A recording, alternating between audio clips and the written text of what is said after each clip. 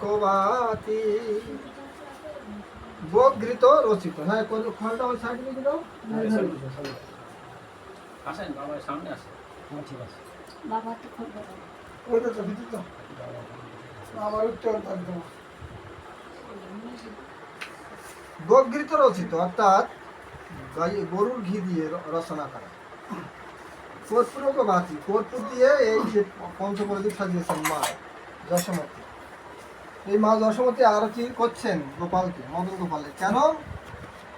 আলাই বালাই দূর করার জন্যে, তিনি পুত্রের ভালোর জন্য, পুত্রের ভালো কামনার জন্য। পুত্র গিয়েছে সেই গোচারণে, কত দস্যু দানব তাদের কুদৃষ্টি পড়েছে, সেই কুদৃষ্টি যেন না থাকে আমার গোপালের উপরে।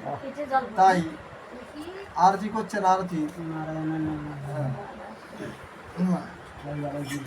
তাই আরতি দিয়ে এই আরতি দর্শন করছেন সেই রাধাকুণ্ডে বসে বসে আরতি স্মরণ করছেন। কে?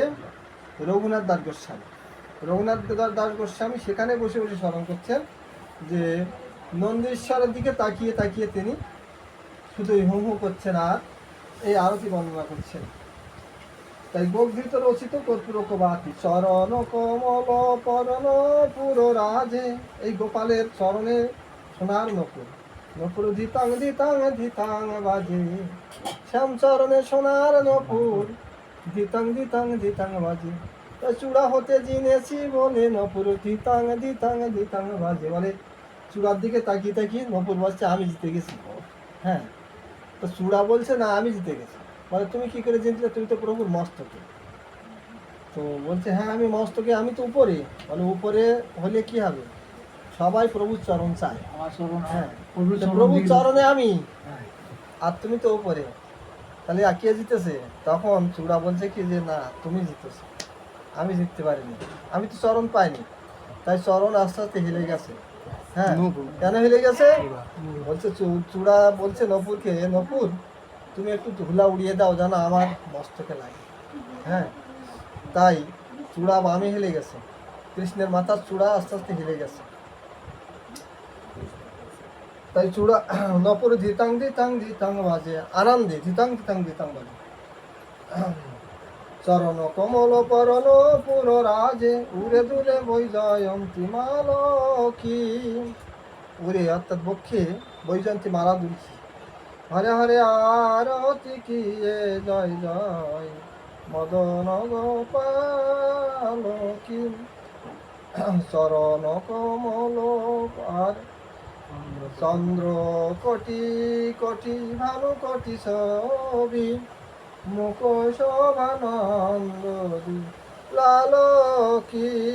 বলছে নন্দ দুলাল যে শ্যাম সুন্দর, এরা মুখচন্দ্র এমন সুধা যে কোটি চন্দ্রের সঙ্গে তুলনা করলেও হচ্ছে না। এ তো পার্থিব জগতের চন্দ্র, আর সে তো হচ্ছে মুখচন্দ্র এমনই উদ্ভাসিত যে মুখচন্দ্রের শোভা বন্দনা করতে গিয়ে শুধুই হু হু হু করছেন। তাই এই চরণে নপুর বাজে। ময়ূর মুকুট চন্দ্র মুখ শোভানন্দ দুলাল কি চরণ কমল পর নপুর রাজে। রঞ্জিত হচ্ছে নপুর রাজ, মানে বাজছেন।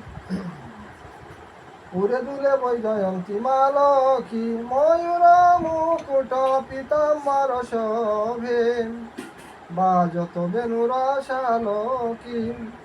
এইভাবে ময়ূর, ময়ূর পাখা মস্তকে মুকুটি, আর পীতাম্বর অর্থাৎ এই যে শ্যামের বসন কেমন, পীত বসন, বাজত বেণু রস আলোকি। সুন্দর লোক পলন কি ছবি নিরকত মদন গোপাল কি। সুর নারামণি গণ হারতহি আরতি। এই আরতি দর্শন করছেন কোথার থেকে? সুরগণ অর্থাৎ দেবতাগণ, তারা মানব রূপ ধারণ করে এসে দর্শন করতে এসেছেন। যে ভাগ্য আমাদের হয়নি, সেই ভাগ্য আজ এই ব্রজে নন্দ মহারাজের গৃহে উদয় হয়েছেন। তাই তারা আরতি দর্শন করতে এসেছেন।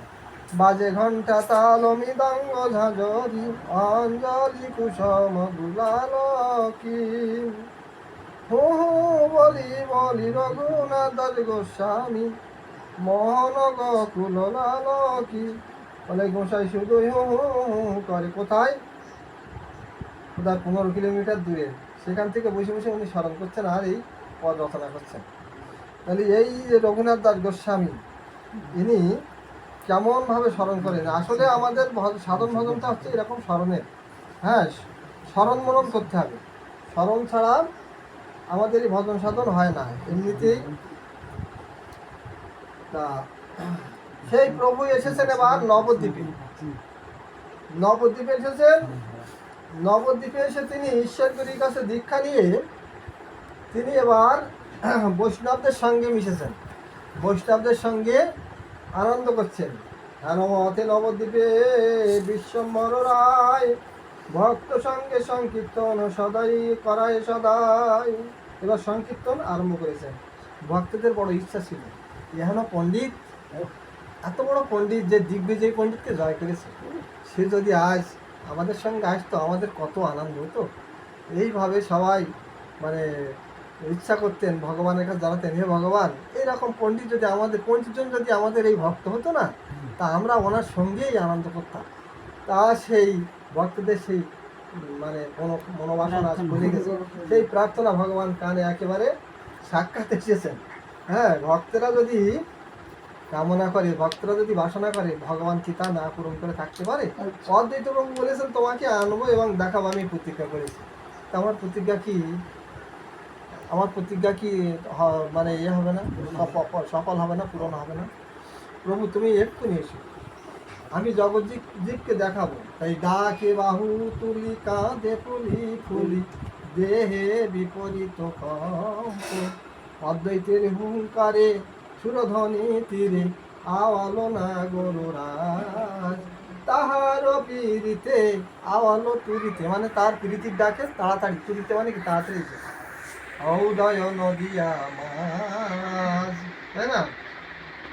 জয় সীতানাথ করল বেকত, এই সীতানাথকে জয় দেই কেন?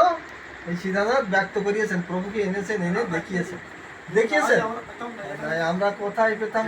আমরা যদি সীতানাথ যদি না আনতো তাহলে আমরা গৌর কোথায় পেতাম?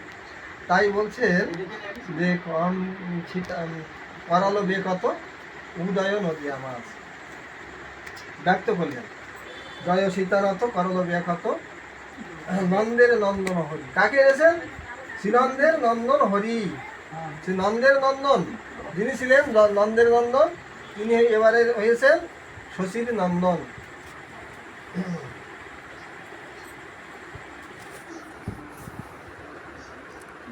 প্রথমে হলো না জয় জয় যশোদা নন্দন শশীসুত গোচন, মানে সেই তো বটে হে, সেই ব্রজের জীবন রাধা রমন, সেই তো বটে হে, ব্রজ ছেড়ে নদে এলো, সেই তো বটে হে, আরে কালো বরণ লুকাইল, সেই তো বটে হে।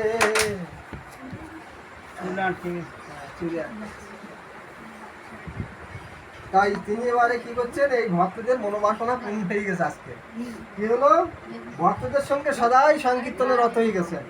তো তার বিয়া নিশা ভাগে করা এই কীর্তন শিবা সঙ্গ না, তো শিবা সঙ্গে নয়।